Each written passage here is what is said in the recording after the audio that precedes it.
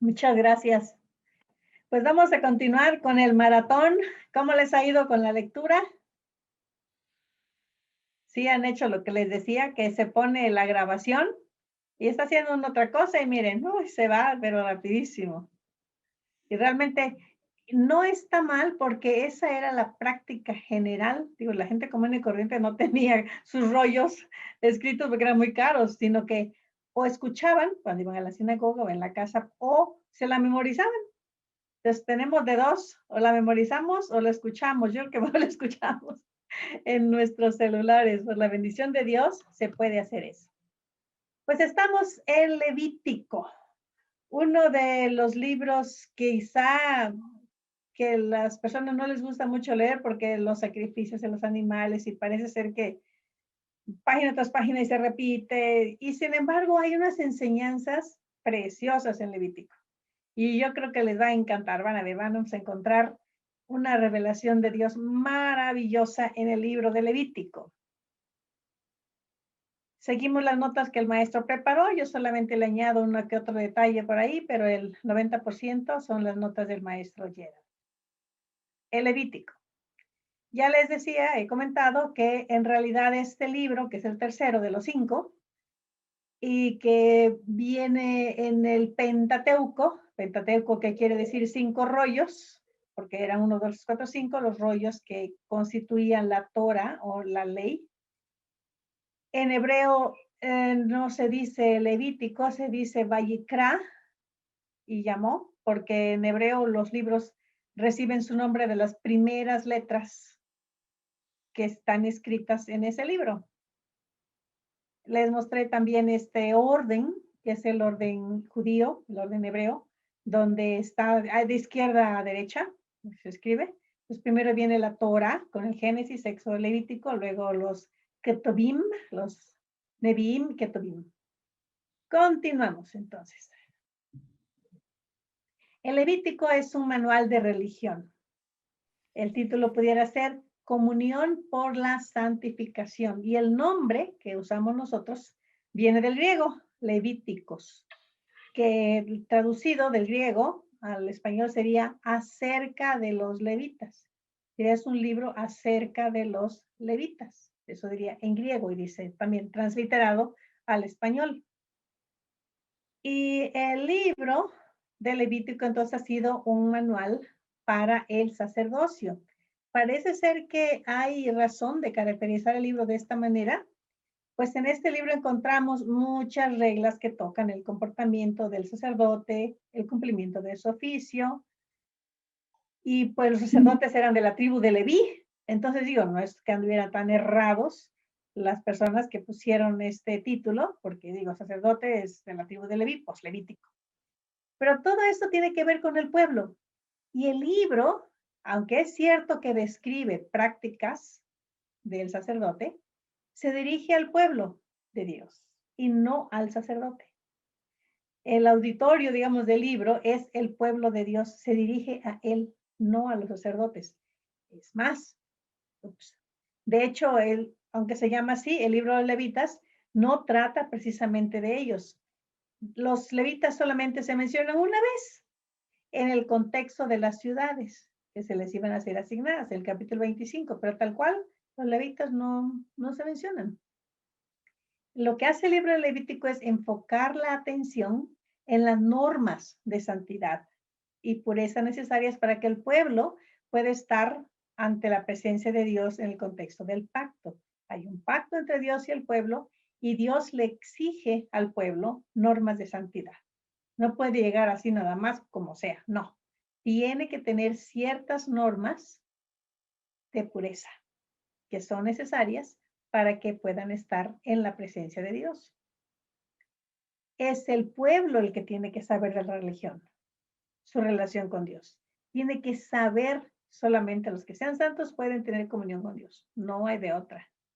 Por eso hay un elemento muy importante en la religión y este es el proceso de la santificación. Pues este libro en realidad es muy pedagógico. Está escrito con un interés de enseñanza, de pedagogía. Es una exposición del aspecto pedagógico de la ley ceremonial. Hay otras leyes, pero en particular es la ley ceremonial la que está mostrada aquí. Y el maestro Gerald aquí puso, pregunte a su maestro que le explique los 3 aspectos de la ley, moral, civil y ceremonial. Bueno, les voy a explicar entonces algo rápido, qué es la ley moral, civil y ceremonial. Si ya dijimos que aquí hay leyes de tipo ceremonial que tienen un enfoque, una finalidad, un propósito pedagógico. Pero vamos a ver qué hay de las otras también.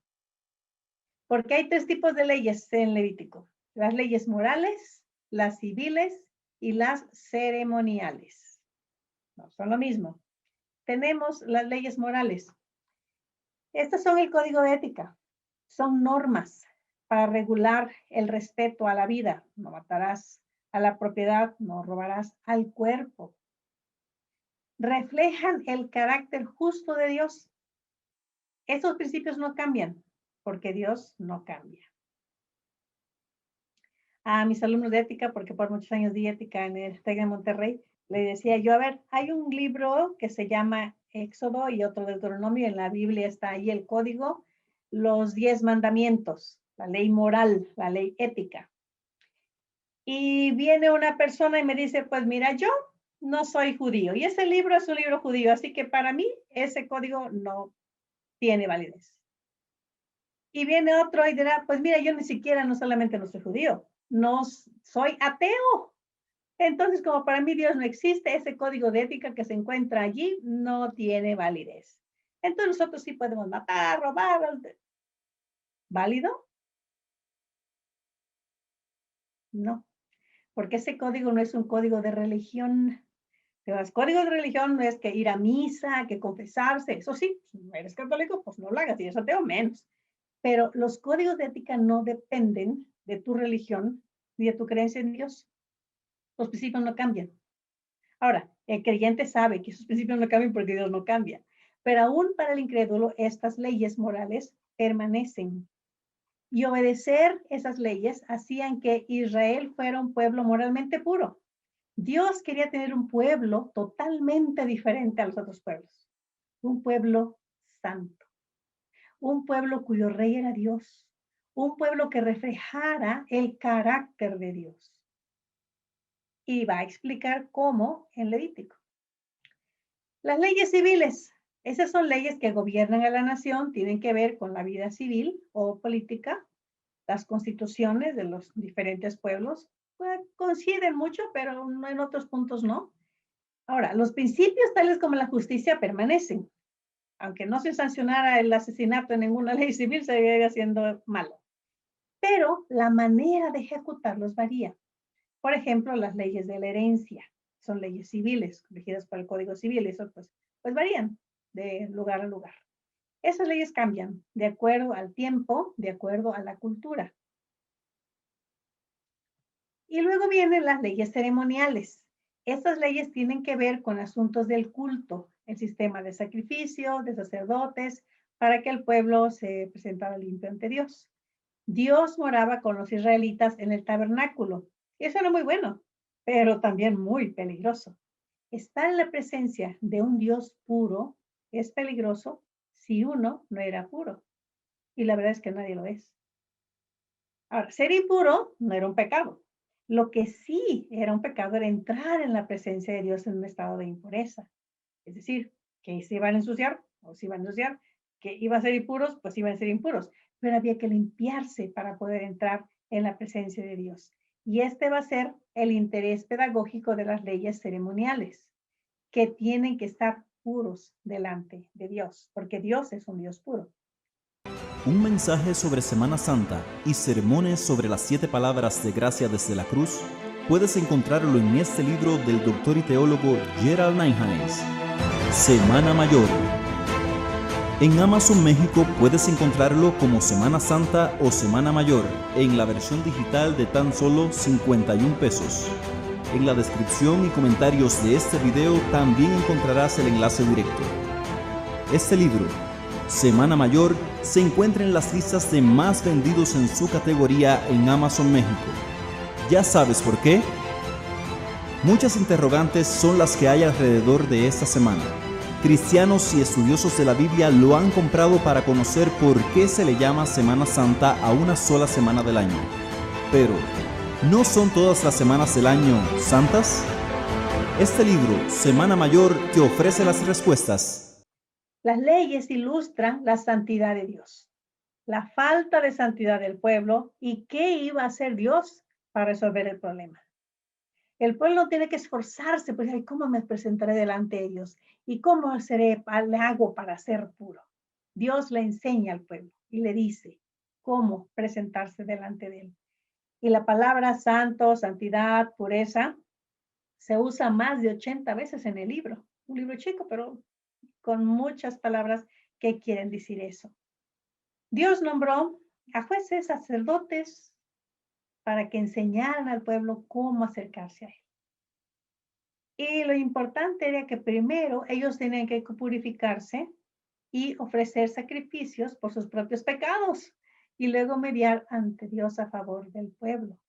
Si el sacerdote también tenía que saber que él no era superior en manera alguna al resto del pueblo. También él era impuro, que no constituía pues una casta especial, que no había diferencia en ese sentido de que el sacerdote fuera alguien especial, más cerca de Dios, etcétera. No, todos eran parte del pueblo. Entonces, primero el sacerdote tiene que purificarse a sí mismo, ofrecer sacrificio por su propio pecado y luego mediar ante Dios a favor del pueblo.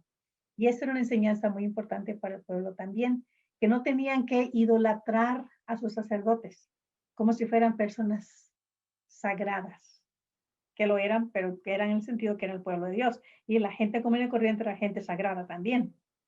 De hecho, cuando el Señor llamó a este pueblo, les dijo, ustedes van a ser una nación de sacerdotes. Sacerdotes, es decir, de gente consagrada a Dios.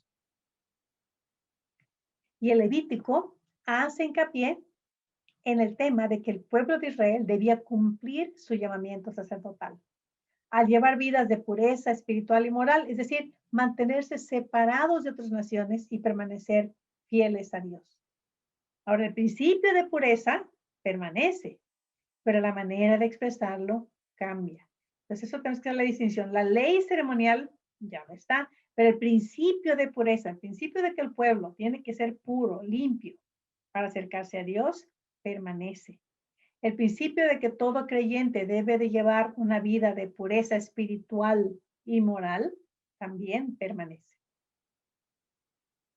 Ahora, como hacemos con todos los libros para asimilar mejor su contenido y ayudar a la interpretación, el profesor lo dividió en 5. Dice, siempre están en función del mensaje del libro, no se lo inventa, el libro mismo está dividido de esa manera y descubrimos entonces en él 5 divisiones.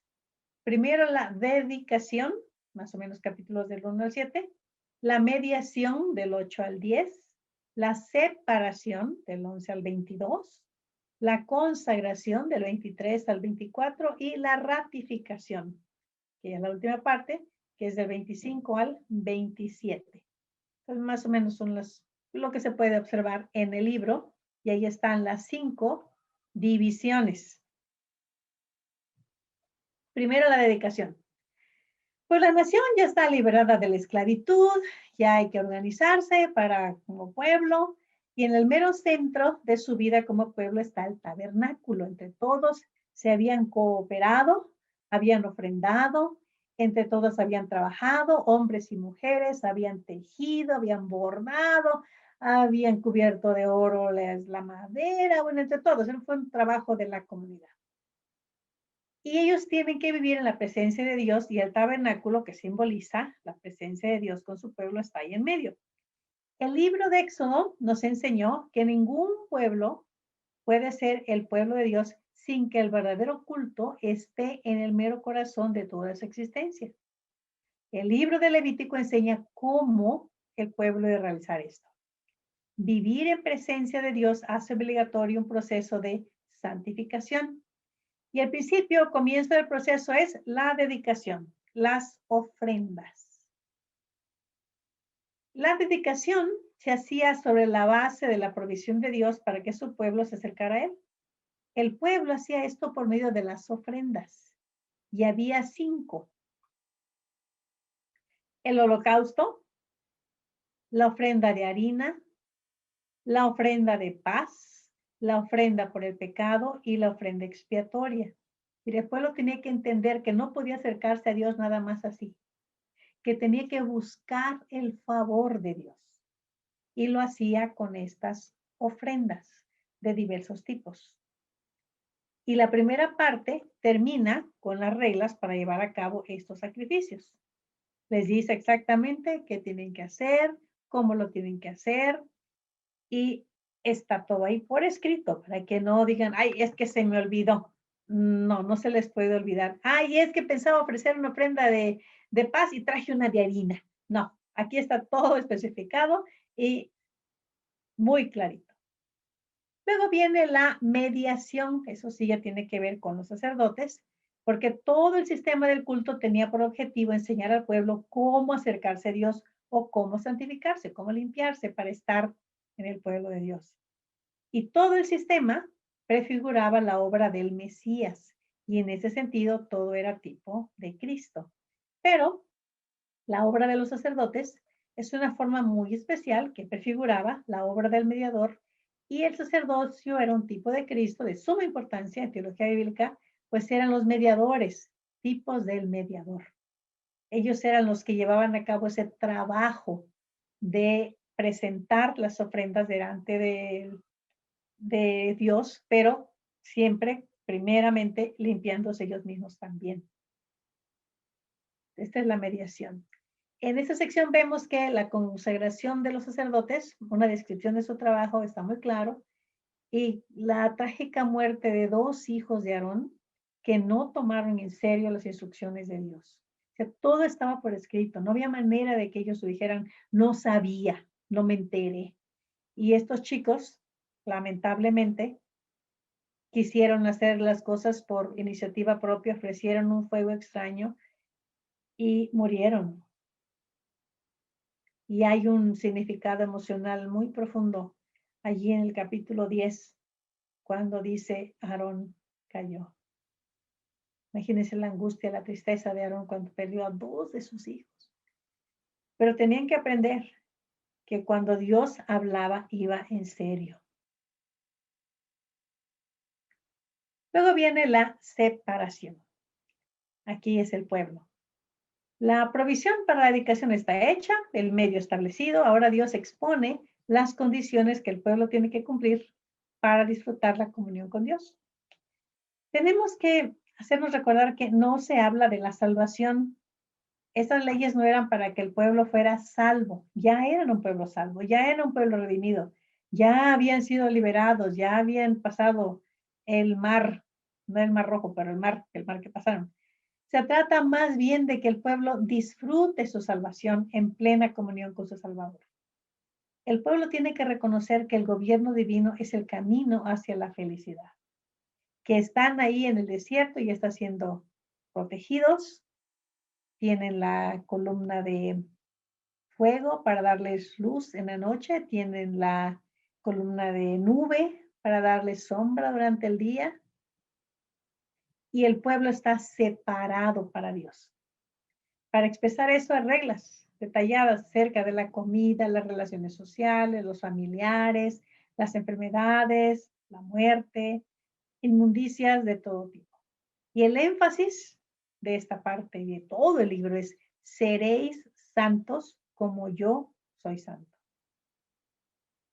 Esa es la enseñanza más importante del Levítico, que el pueblo supiera que tenía que santificarse para acercarse a Dios, que no podía estar así nada más, pues hoy tengo ganas de ir al tabernáculo, y llegaba así como, no, tenía que haber todo un ritual. Y el punto principal de esta sección, el clímax, el más alto, es el día de la expiación, el ritual más importante en el culto del tabernáculo. Y al final de la sección encontramos una exposición de las responsabilidades del sacerdote, porque por ser el mediador, tiene que manifestar lo externo y simbólico de esta santidad, sin la cual nadie puede mirar a Dios. Las leyes varían, las normas también, pero el principio es válido todavía. El pueblo cuando se acerca a Dios tiene que saber que se está acercando a un Dios santo y que entonces se tiene que santificar. Como nadie puede estar libre de pecado, pues tenemos que hacer este proceso. Y el día más importante era el día de la expiación. La consagración, las fiestas. Pues las fiestas eran símbolo del hecho de que el pueblo dedicaba a Dios y con el permiso de acercarse a Dios por la mediación del sacerdocio, separado para Dios en todos los detalles de la vida, también fue consagrado por Dios mismo para hacer su peculiar tesoro. Y Dios mismo quiso por estas fiestas que el pueblo se diera cuenta de ello. Las fiestas eran en ese sentido una especie de bendición y una manera de expresar alegría. Con las fiestas queda fija en la memoria al principio. Nosotros cuando celebramos nuestro 16 de septiembre con una fiesta mexicana, no habrá manera, jamás se nos va a olvidar cuándo es nuestra fecha de independencia, porque hay una fiesta que lo marca. Y decimos que los mexicanos somos muy fiesteros, pues el pueblo de Israel lo es también. Súper fiestero. Dios mismo le dice, tienes que hacer fiesta, tienes que regocijarte, tienes que expresar tu alegría. El Levítico no es un libro de tristeza, es un libro de alegría que invita a disfrutar. Y estas eran las fiestas. La Pascua. Esa se celebraba para recordar el éxodo de Egipto y la salvación de los primogénitos. No era nada más que era la pura liberación, era sobre todo que Dios había preservado la vida a los primogénitos de los que creyeron en él. Ese era el punto. Pascua quiere decir pasar por encima, pasar por encima, porque cuando llegaba el ángel, veía la sangre en el portal de la puerta de esa familia y pasaba. Donde no había esa señal del ritual, donde no estaba la sangre, el primogénito de la familia moría. Hasta el primogénito del que estaba en la cárcel murió esa noche. Y ellos tenían que recordar entonces que en el Éxodo, cuando salieron de Egipto, el Señor salvó a los primogénitos de ese pueblo, a la Pascua. Entonces era algo muy, muy importante. No era, insisto, nada más la pura independencia, la pura liberación, sino el rescate de sus hijos, que ellos no habían muerto, sino que un cordero había muerto en su lugar. Pues la idea del sacrificio está allí para que el pueblo recuerde que un cordero murió en lugar de sus hijos. Luego viene el pan sin levadura. Tenían que recordar el éxodo de Egipto, que fue tan rápido que no, y les dijo Moisés, ni esperen a que haya levado su pan, a tal cual agarran el pan, lo amarran en una tela y se van con el pan como tal.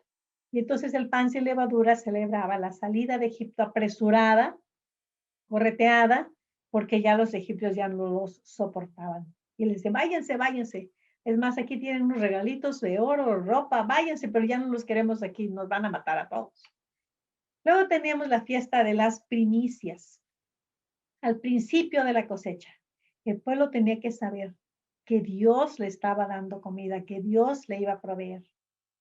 Cuando empezara la cosecha, las primicias tenían que entregarlas. Más tarde vienen las semanas, 7 semanas después, o sea, al final de la cosecha, igual, así como celebraron el inicio, celebran el final. Se llamaba la fiesta de las semanas, para que ellos supieran y dieran gracias a Dios. Todos esos, vean, todos esos son para dar gracias a Dios por haberlos liberado, gracias a Dios por haber salvado a los primogénitos, gracias a Dios por haberles liberado de Egipto, gracias a Dios por la cosecha que estaban iniciando y gracias a Dios porque estaban terminando la cosecha. Todos son fiestas de gratitud. Viene la fiesta de las trompetas. Es 9 días antes del día del perdón. Y esto era para anunciar el día del perdón. Se le llama el día del perdón, el día de la expiación, el día del arrepentimiento.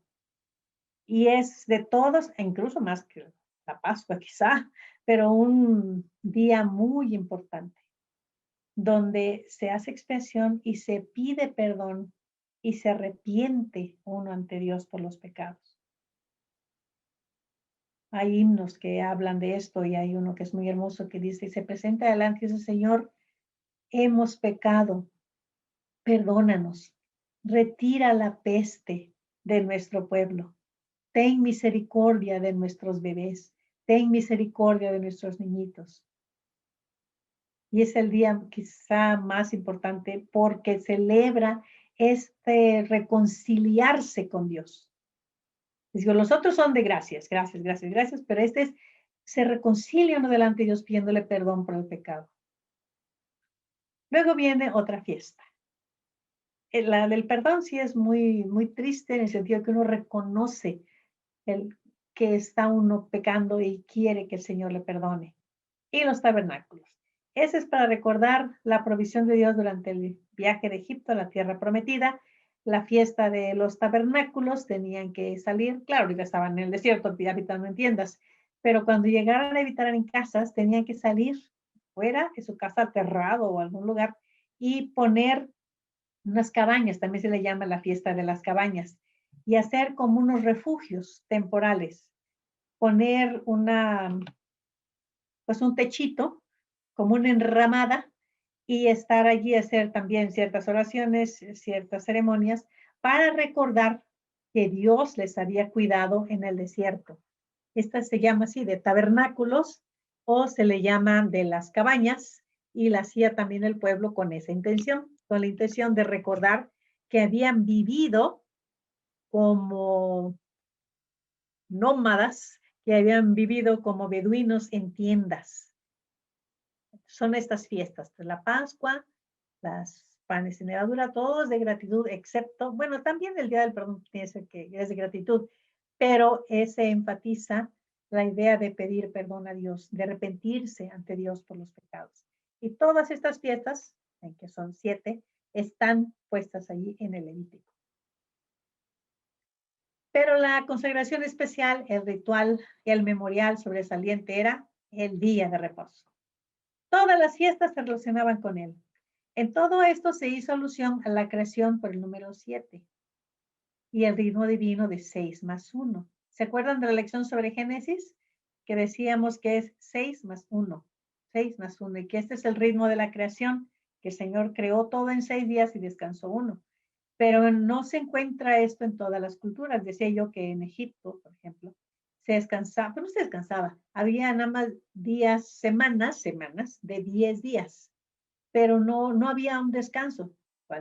Seguía una semana, seguía la otra, seguía la otra. Cuando había descanso era porque se celebraba la fiesta de algún dios.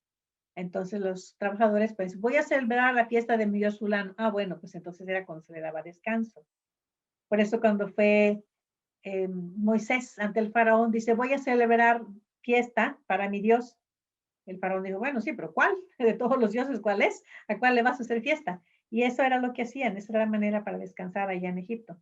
Claro, esta fiesta que dijo Moisés no iba a ser una fiesta nada más de ir y regresar, sino que en realidad se iban a ir. Pero así era como lo manejaban los egipcios, por ejemplo. La sección termina con referencia a los principales elementos de la consagración, el pan de la propiciación en el tabernáculo y el uso del aceite en las lámparas que continuamente ardían en la presencia de Jehová. Finalmente, la ratificación.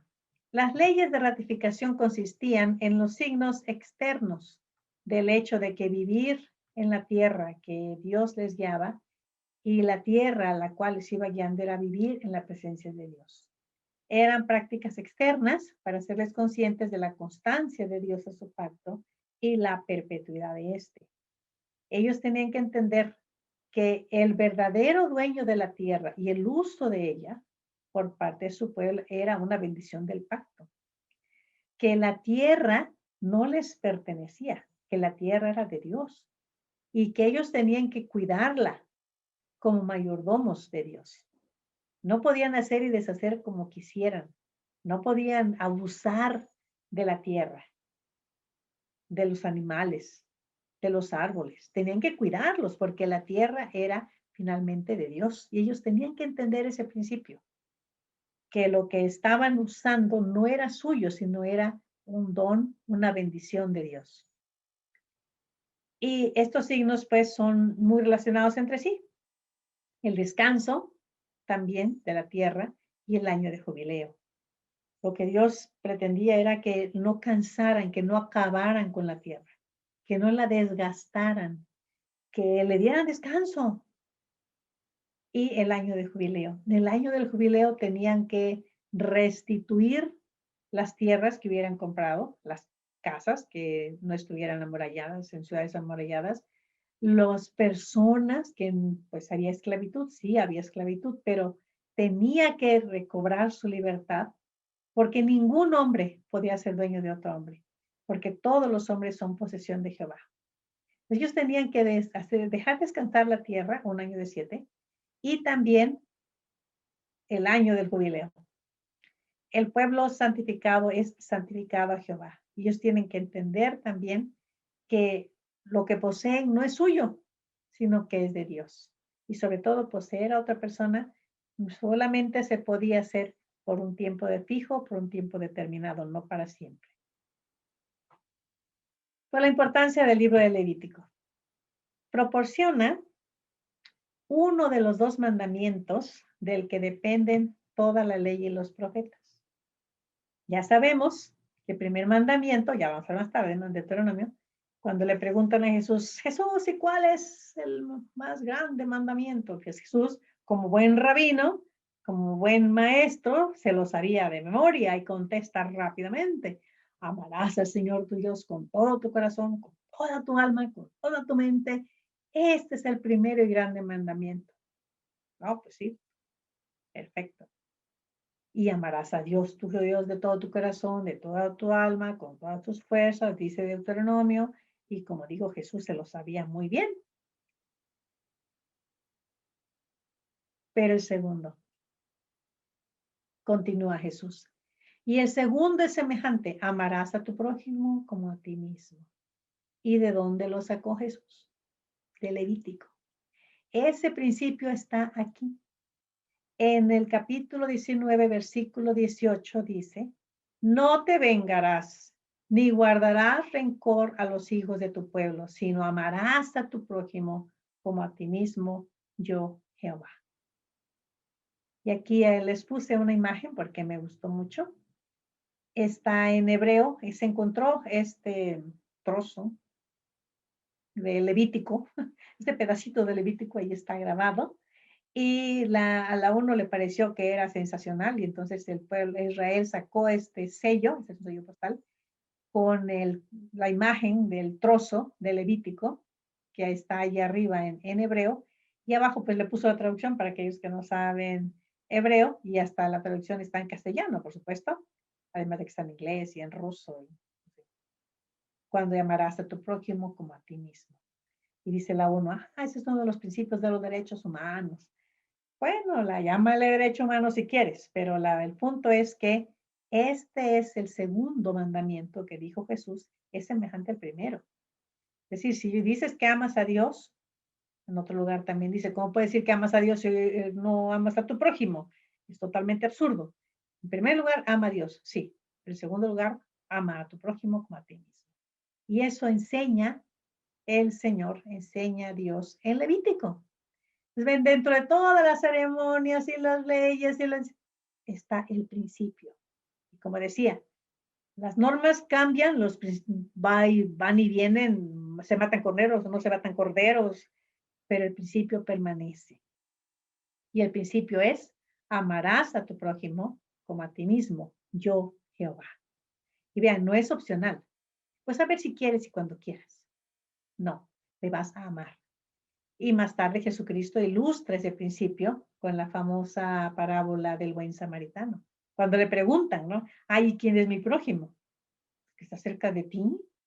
Cualquiera que esté cerca de ti y que está en necesidad es tu prójimo. Y si amas a Dios, tienes que amar a tu prójimo también. ¿te sabes de memoria la ley de Deuteronomio? Apréndete esa ley también que está en Levítico. El segundo principio, pues, está aquí. Por eso es tan importante este libro de la ley.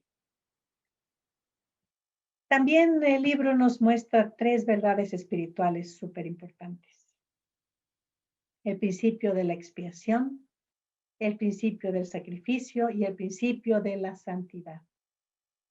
El capítulo 16 contiene las instrucciones para el día de la expiación. En ese día, el sumo sacerdote de Israel entraba al lugar santísimo, ofrecía un sacrificio animal en expiación por sus propios pecados y por los del pueblo, porque el pueblo tenía que saber que había que acercarse a Dios de manera limpia, de manera santa.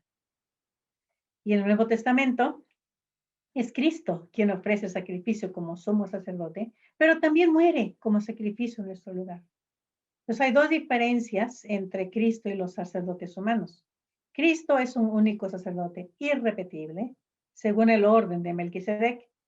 Cristo no tuvo que ofrecer primero un sacrificio por sus propios pecados y luego por los del pueblo, porque Él se presentó a sí mismo como sacrificio perfecto. Él era sacerdote y sacrificio, y murió en nuestro lugar. Por eso el sacrificio que Levítico señala, las ofrendas encendidas, la de grano, la de paz, la del pecado, pero había un sacrificio de sangre que era especial. Simbolizaba que el pueblo ofrecía su vida a Dios, pues la vida de la carne en la sangre está, dice Levítico 17. Y este simbolismo en el Nuevo Testamento se aplica a Cristo también. Él dio su vida como expiación a nuestro favor, cuando derramó su propia sangre para limpiarnos de nuestro pecado. Por eso es que la idea de la sangre es tan importante. ¿Y la santidad? La palabra santidad significa separar, apartar.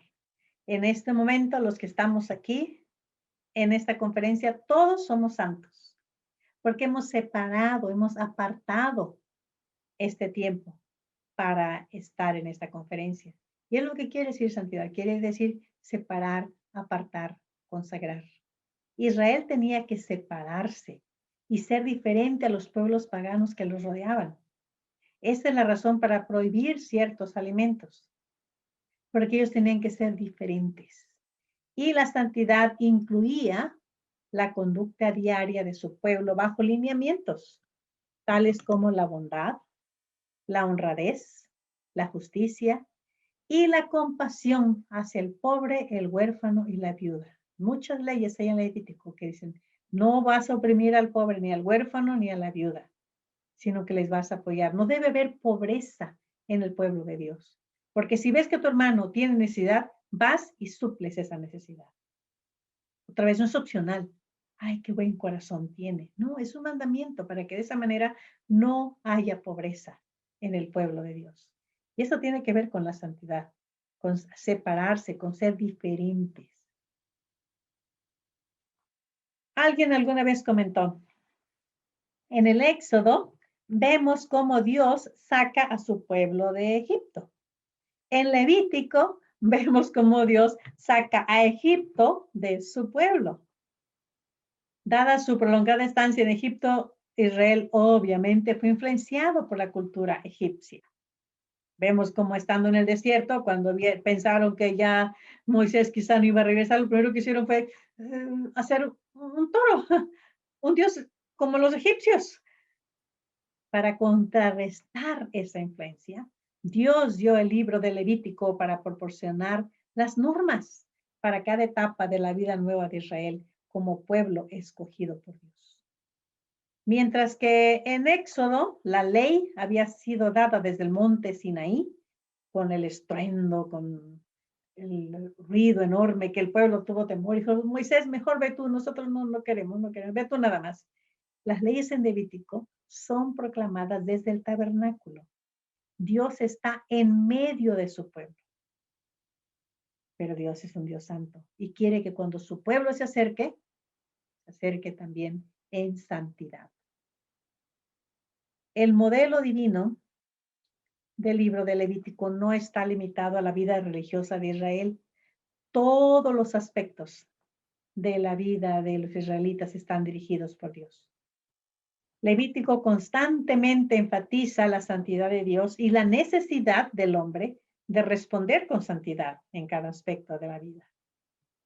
Levítico se resume en la fórmula: santos seréis, porque santo soy yo, Jehová vuestro Dios.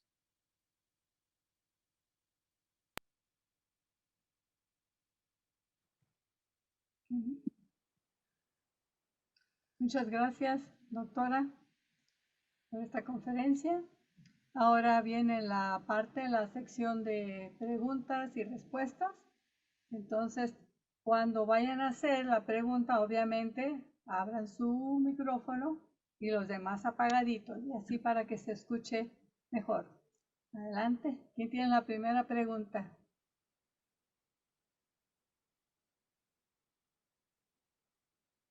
Todo quedó muy claro.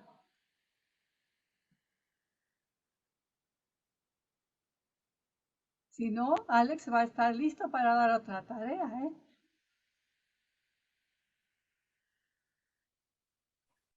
¿Alguien tiene algún comentario?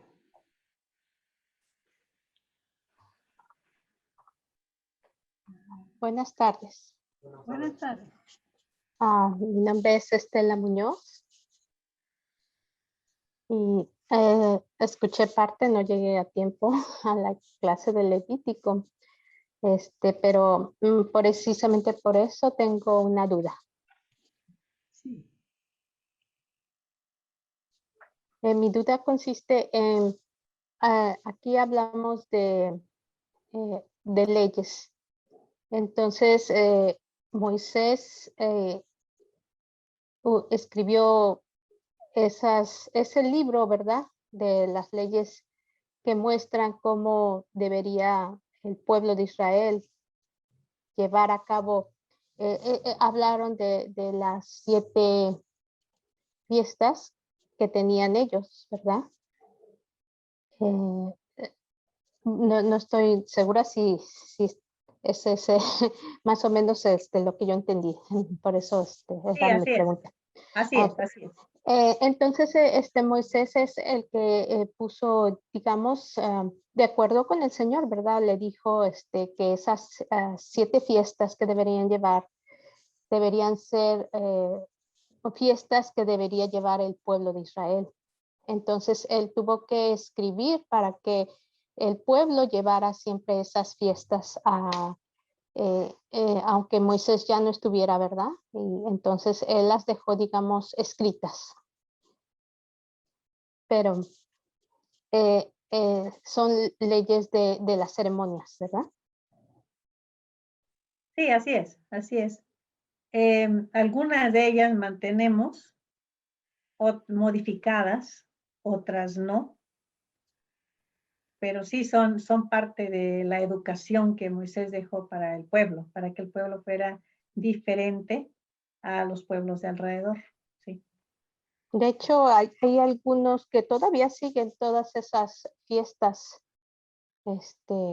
ceremoniales del pueblo de Israel, ¿verdad? Entonces, lo que he visto es que en la actualidad todavía se siguen, yo he oído mucho de los rabinos, de los judíos, que todavía existen esas fiestas que ellos llevan de Sí, acuerdo. sí, sí, todavía las mantienen, sí, todavía están esas fiestas. Nosotros como cristianos no las celebramos todas, porque aunque nosotros en un origen fuimos judíos por religión, Jesucristo fue judío, todos los discípulos son judíos, todos los escritores del Nuevo Testamento, excepto Lucas, eran judíos. Entonces el cristianismo era una secta judía, pero eventualmente nos fuimos separando y ingresaron más que no eran judíos, los gentiles, gracias al ministerio del apóstol Pablo. Y entonces algunas de las fiestas pues dejaron de celebrarse por los cristianos, pero los judíos sí siguen celebrando todas las fiestas. Y digo, nosotros hemos modificado, por ejemplo, la de la Pascua, pues la celebramos a nuestra manera en la Semana Santa, pero ya no hacemos los ritos judíos porque pensamos que Jesucristo transformó ahora la Pascua en lo que llamamos la comunión o la Santa Cena. Y las otras fiestas, pues no, ya dejamos. Pero fue por cuestión también de que el grupo gentil fue mucho más grande que el grupo judío. Aunque actualmente hay algunos grupos que quieren mantener los rituales judíos y son iglesias cristianas, pero que, por ejemplo, se reúnen el sábado y mantienen las fiestas tal cual como están en Levítico. Entonces son entre cristianos y judíos, no son judíos, pero manejan estas fiestas al estilo judío. Ujú. Sí. Gracias.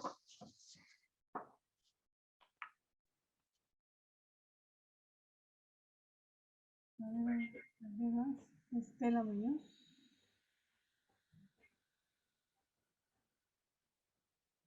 Estela, tiene que prender su micrófono. Perdón. Sí, muchas gracias. Ya terminó la persona. Ajá. Sí, Gracias. creo que alguien más, Gaby Muñoz. Sí. Y Sí, Wilfredo. estamos aquí, con mi esposa tenemos una duda. En el libro de Levítico 19:26 nos dice, no comeréis cosa alguna con sangre. Después en el libro de Mateo nos dice Jesús que no es malo lo que entra, sino lo que sale de nuestra boca, ¿verdad? Entonces mi duda ¿es malo entonces comer? ¿Es malo?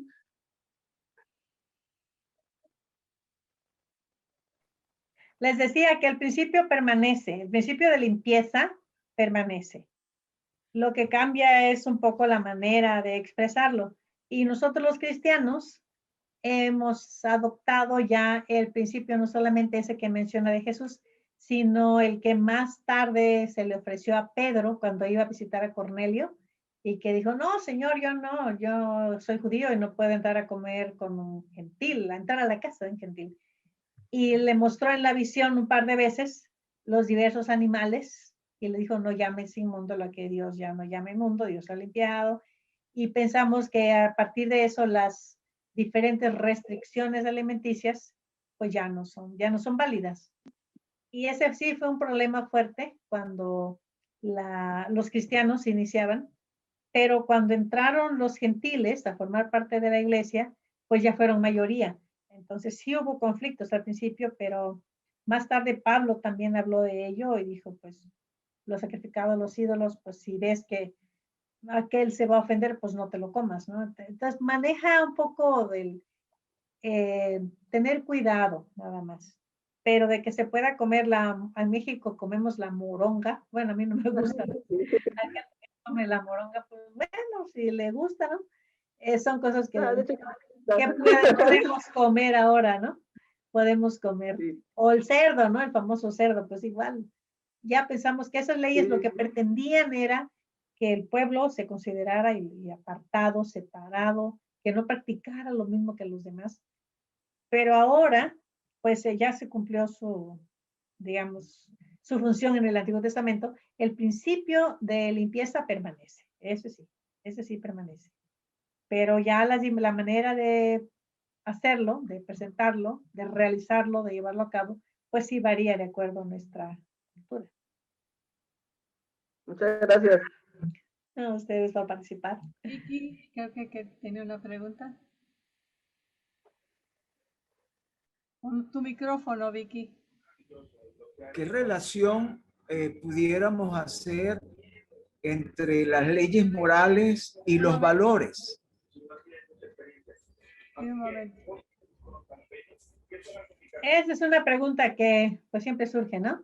¿Cómo se relacionan más bien las leyes morales con los valores y si es lo mismo? Y las clases de ética se les llaman a veces clases de moral, a veces clases de valores éticos, valores morales, y se usa como sinónimos, ¿no? Queriendo decir lo que es justo o injusto, lo que es bueno o malo, lo que es correcto o incorrecto.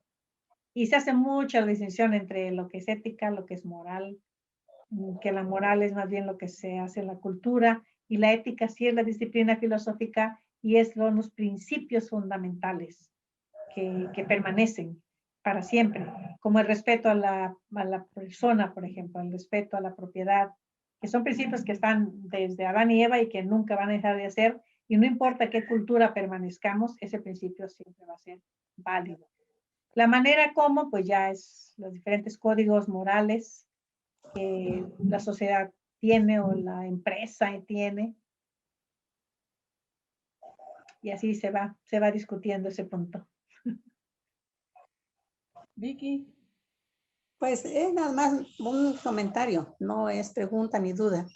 Sería interesante volver a leer Levítico, porque ahora con esta explicación y estas observaciones que se han hecho, sería más interesante todavía poder afianzar la clase con respecto a Levítico. Y ahora sí, como luego dice, ahora sí le entiendo. ¿Por qué? Porque ya me explicaron esto, entonces ahora volverlo a leer creo que enriquecería más nuestro acervo. Gracias. muy bien, gracias Vicky. Sí, Alejandro está de acuerdo ¿Alguien más? conmigo. Que apague su micrófono, por favor. Antonio. Antonio, Águila. Y tu servidor Antonio Ávila, Sí, lo que observamos a través del éxodo de la salida del pueblo y donde ya se va a establecer una nación, veo que Dios está preocupado aún todavía en su pueblo y debe de establecerse ciertas reglas para que pueda caminar este pueblo. Y yo lo que veo más que nada es que si ellos tenían que ser el pueblo de Dios, tenía que ser diferente a los demás, y para poder tener una relación con Dios, que Dios es santo, deberían de actuar en esa santidad para poder tener un testimonio hacia las otras naciones.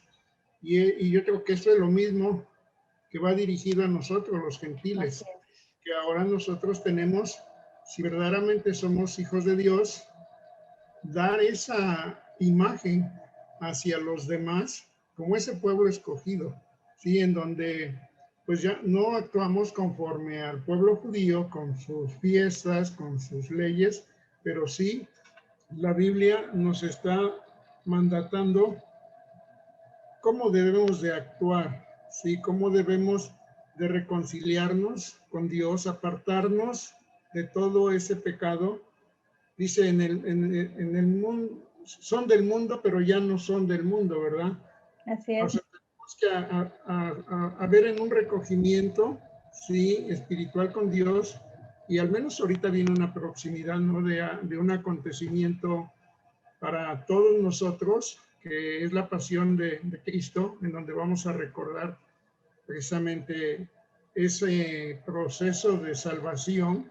Y es lo que yo observo, ¿no? En Levítico a veces trabajo y no queremos entenderlo porque pensamos que va solamente dirigido a los sacerdotes, pero ya vimos que no. Sí, entonces, pues ya estamos entendiendo, se está entendiendo bien este propósito de este libro, en donde nos va a dar mucho fruto, sí, porque Dios nos está permitiendo tener ese conocimiento que eso quería que su pueblo fuera, ¿no? Pero que ha batallado, ¿no? Y pues Dios quiera que nosotros no caigamos en esos errores, ¿no? Así es. Sí, así es. Esa era la intención. Y lo que notamos es que aquí las leyes pues, son para todos los pueblos, a diferencia de otros pueblos donde los sacerdotes guardaban las leyes de Dios y las tenían en libros sagrados que solamente ellos podían leer, que ellos solamente podían entender. Y la gente, pues, tú te callas. Ya. Tú nomás haz lo que te digo y se acabó. Aquí no. Aquí la gente tenía en sus manos el ritual. Y podía decirle a sus sacerdotes, oye, así no se hace la ofrenda. Mira, aquí dice cómo se debe de hacer. Porque ellos tenían en sus manos también el manual. Y les digo, sí, marcó una diferencia muy importante con el resto de las culturas. En el resto de las culturas, los sacerdotes sí eran una casta privilegiada que mantenía en secreto estos libros sagrados. El conocimiento estaba reducido a ellos. En el pueblo de Israel no. El conocimiento es para todos y todos tienen accesibilidad, todos pueden saber cómo se hace un sacrificio. No nada más los levitas. Esto está dirigido al pueblo entero. Y les digo, el pueblo incluso podía decirle al sacerdote, oye, así no es así, mira, aquí está. Gracias, doctora. ¿Alguien más? ¿Alguna pregunta? ¿Comentario? ¿Ya no? ¿Nadie más? Sí, Ceci. Muchas gracias.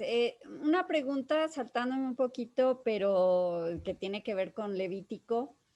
En la época de los jueces hubo un tiempo de, pues que el pueblo parecía que estaba olvidando la ley y todo lo que tiene que ver con eso, ¿no? Con las ceremonias, con la ética, etcétera. ¿Habría olvidado o lo tenían presente pero lo desconocían, Saraí? Pues no sé, quizá más bien era de acuerdo a lo que más tarde dicen también los profetas, era la falta de conocimiento, es decir, los levitas eran los maestros del pueblo, pero el pueblo tenía que proveer para los levitas no tenían tierras, más que una ciudad, entonces el pueblo tenía que llevar los sacrificios, tenía que dar las ofrendas para que ellos se mantuvieran. Cuando el pueblo fallaba y el levita no tenía sustento, pues se dedicaba a otra cosa, digo, que tiene que darle de comer a sus hijos, le tiene que dar de comer a sus hijos. Y hubo un fallo de parte de los dos, el pueblo no sostenía a los levitas ya no llevaban a cabo su función y entonces había ignorancia y muchos de estos principios se perdieron. Y vamos a ver precisamente, sí, en el libro de los jueces, cómo ocurre esto cuando lleguemos, bueno, ya no nos toca ver el tema de... Pero bueno, cuando llega el momento en que incluso un descendiente de Moisés, un levita, Jonatán, fue un sacerdote en la casa de Micaías y tenía en sus imágenes. Era un idólatra. Y nada más pasó 2 generaciones. Era nieto de Moisés. Así fue rápido. No, de los dos lados. No proveyeron para sus levitas y los levitas dejaron de dedicarse a enseñarles. Y fue la ignorancia lo que les llevó a pues muchos desatinos. Y así fue hasta que lo llevaron al cautiverio. O sea, todo el tiempo ha sido eso, que no hay enseñanza de parte de los levitas hacia el pueblo y es como un círculo vicioso. Los levitas no hacen su trabajo porque no reciben el apoyo. Al no recibir el apoyo no hacen su día así. Un círculo vicioso de ignorancia, de descuido, de negligencia de parte de unos y otros, ¿sí? Tanto de los levitas por no enseñar como del pueblo por no apoyarlos, por no sostenerlos. Ay, gracias. Puede ocurrir en nuestros días, ¿no? Cuando la iglesia no diezma, no apoya a su pastor, y el pastor pues tiene que darle comer a sus hijos, entonces sale y no puede dedicarse todo el tiempo, entonces tiene que hacer otros trabajos para mantener la familia y ya no estudia, ya no enseña y el círculo vicioso.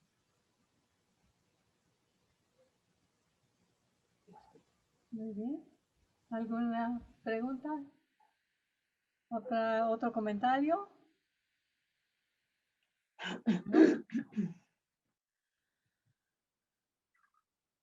Si no, entonces, a ver, Alex, ¿tienes algo para nosotros? ¿O no? No, tienes que venir preparado la próxima. Prepararé a la próxima. No, esta vez no estaba preparado. Bueno, si no, la maestra tiene alguna tarea que dar, Pues ahorita ya nos toca pues, leer, ¿no? Leer Levítico. Hay que leerlo. Porque vamos así, no doy la explicación y luego lo leen. Entonces, lean Levítico y si encuentran algo que quisieran comentar al inicio de números, que ya nos tocan números, pues podemos verlo. Se traigan sus preguntas para que la próxima semana tengamos unos momentos para contestar si alguien tiene una pregunta sobre el libro anterior. Y así podemos quitando dudas. ¿De acuerdo? Muy bien. Les damos gracias otra vez a todos los que pueden estar cada 8 días y les rogamos que sigan fieles, que sigan leyendo. Eso es bueno, esto es bueno para la vida ahora y para la vida después también. Gracias por estar aquí a todos. Nos vemos entonces. Gracias, doctora. Adiós. Gracias, Silvia. Hasta luego. Gracias, Dios les bendiga. Adiós, Silvia. Gracias, hermana. Dios les bendiga, Francis, Gracias. Saraí, mucho gusto a todos, que Dios les bendiga. A ver, qué bueno. Bye bye. Podemos ver. Muy bien. Muchas gracias. Saludos para todos. Saludos. Vicky, hace 8 días no te saludé, perdón. Nos Almanza. Un abrazo. Aquí estamos. Gracias por la clase. Está muy interesante y pues bueno, seguir aprendiendo más de la palabra. Dios los bendiga. Amén, amén. Saludos a todos. Silvi, un gusto verte. Hey, igualmente, primo. Eso. ¿Qué va? Silvi. Ya andamos. Con tu micrófono, Vicky. Excelente.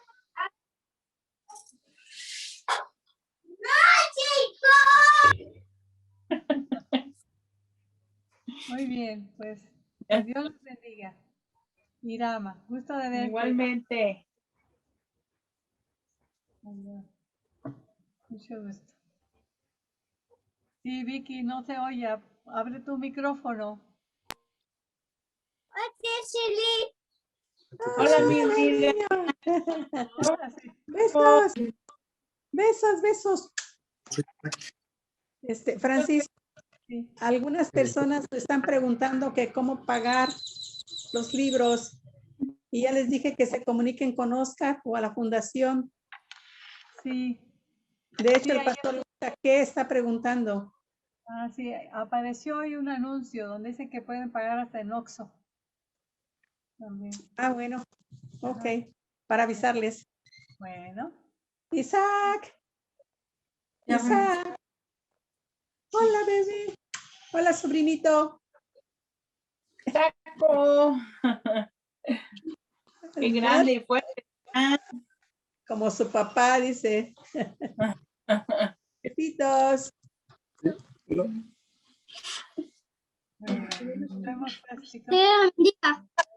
a finalizar esta transmisión. Sí, gracias. Oh, Dios les bendiga. Bye. Hasta luego, Silvi. No te vi, pero adiós. Aquí estoy, tía. Pero, ¿cómo? Adiós, adiós. Sí, Hasta adiós, luego. Tarita. Gusto de ver.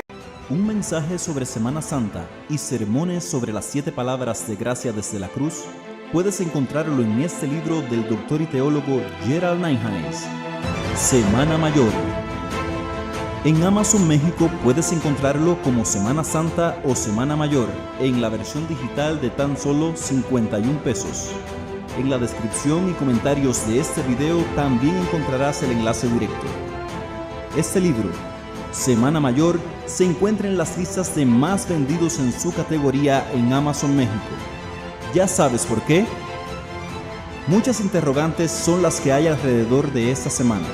Cristianos y estudiosos de la Biblia lo han comprado para conocer por qué se le llama Semana Santa a una sola semana del año. Pero, ¿no son todas las semanas del año santas? Este libro, Semana Mayor, te ofrece las respuestas.